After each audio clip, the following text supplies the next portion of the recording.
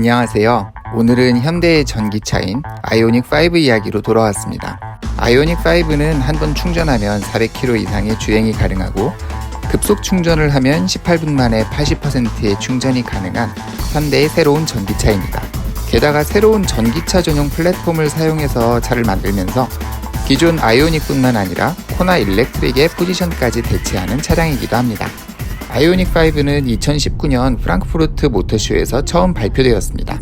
차량의 외관에 대해서는 좋다는 평가와 별로라는 평가가 동시에 나왔지만 아래가 굴곡 없이 평평한 실내 공간과 넉넉한 주행거리, 급속 충전의 가능성 등으로 시장에서는 종합적으로 긍정적인 평가를 얻는 데 성공했습니다. 게다가 자동차의 배터리를 전력 공급 장치로 활용하면 주중에는 달리는 모바일 오피스로 활용할 수도 있고 주말에는 캠핑카로 쓸 수도 있다는 점은 아이오닉5를 팔방 미인으로 돋보이게끔 했습니다. 심지어 아직은 유효한 전기차 보조금도 활용할 수 있어서 아이오닉5에 대한 전문가들의 평가는 전체적으로 좋았습니다. 아이오닉5에 대한 호평은 첫날 23,000대가 넘는 폭발적인 사전 계약으로 이어지고 지금도 차량 인도 순서를 기다리는 사람들이 이어지고 있습니다. 시간이 지나면 보조금 혜택도 줄어들고 아예 없어질 수도 있다는 점은 현대차의 새로운 전기차에 대한 판매량을 뒷받침하는 또 하나의 요인이기도 합니다. 아이오닉5는 외관 디자인도 자신만의 아이덴티티를 가득 담은 차이지만 차 속에 직접 앉아보고 차를 움직여보면 그 차의 장점들을 더 많이 발견할 수 있는 차 같습니다. 아무래도 일반 내연기관 차량의 느낌과는 다른 부분들도 많고 차 바닥이 평평하게 설계된 연유로 약간은 어색한 느낌이 들 만큼 차별화된 부분들도 있습니다.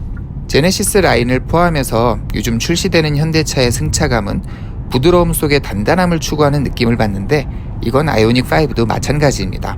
기본적으로 부드러운 승차감을 제공하는데 엔진을 쓰지 않는 전기차의 특성상 가속과 감속, 주행 중 느낄 수 있는 잔진동이나 소음이 상당 부분 제거됩니다.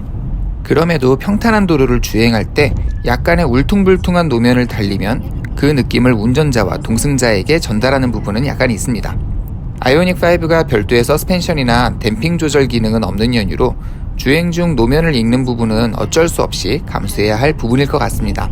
다만 시승차가 휠 크기 20인치의 프리미엄 모델이었는데 19인치 휠을 쓰는 베이스 모델에서는 좀 더 부드러운 느낌을 받을 수 있지 않을까 생각합니다.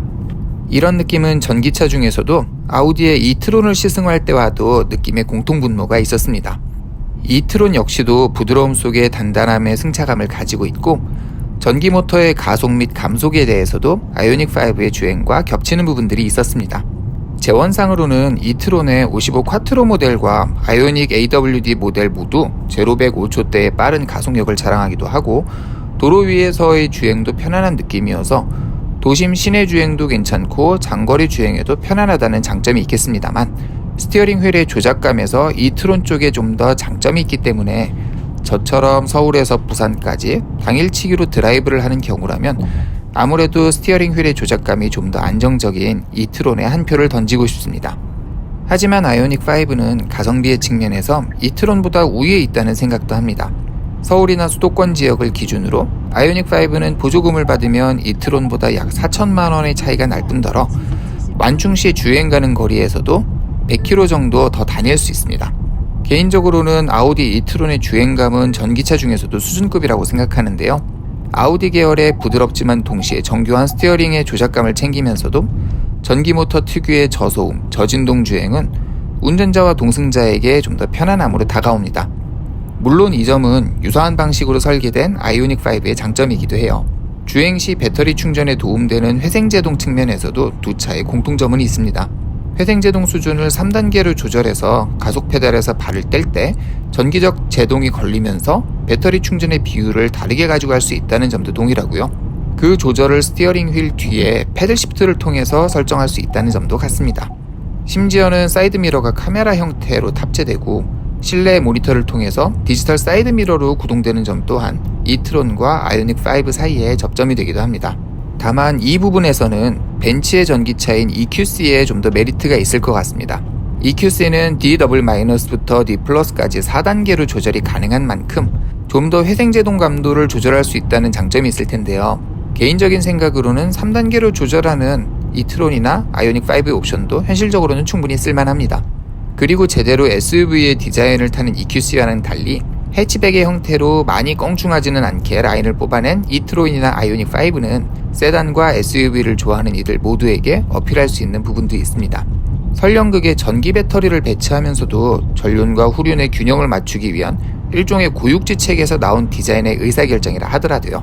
물론 2018년에 출시된 아우디의 이트론과 2021년에 출시된 아이오닉5의 애플 투 애플 비교에 큰 의미를 담을 필요는 없겠습니다만 아이오닉5의 시트 포지션과 트렁크 공간 활용, 가속이나 감속에 대한 감도 조절을 보면은 두 차 사이에는 공통 분모가 꽤 있다는 생각도 문득 들었습니다. 그러면서도 보조금 혜택도 받을 수 있고 현대차의 AS 네트워크도 활용할 수 있으니까 아이오닉5는 더 많은 사람들에게 충분히 사랑을 받을 만하다 이런 생각이 들었습니다.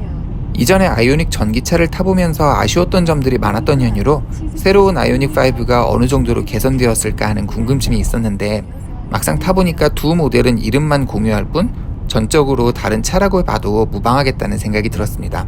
물론 아이오닉5에도 주행거리와 승차감, 조향감 이런 부분들에서는 숙제가 남아있지만 일단은 100% 전기차에 대한 선택지가 늘어난 부분도 소비자들에게는 반갑고 게다가 매력적인 장점들을 갖춘 국산차라는 점 또한 희망적이 아닐까 합니다. 이상으로 영상을 마치겠습니다. 끝까지 들어주셔서 고맙습니다.